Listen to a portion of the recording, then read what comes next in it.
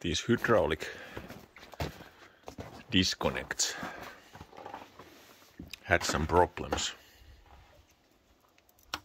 When you see here, there is this ring.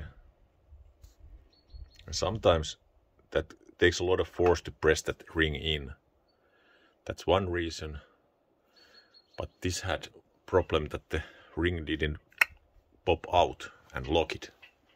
So the hose always blew out when you use it.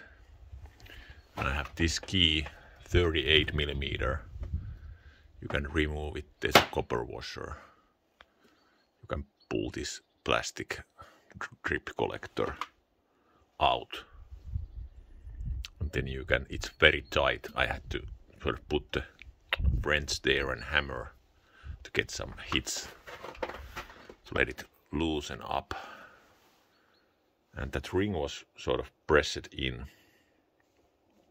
I sometimes hammer this with the thick round wood that is on the edge and hit it.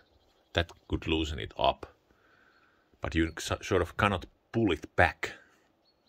So when I took this off, I was able to sort of hammer it to some wood or some softer material. But when I hammered it full force to wood, that ring popped out, and now it seems to be working. It's very annoying when you have trouble with these cables or connectors.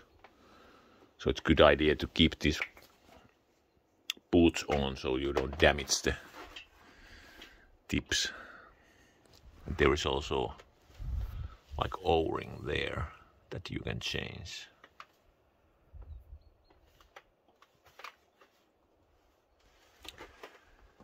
That's about it.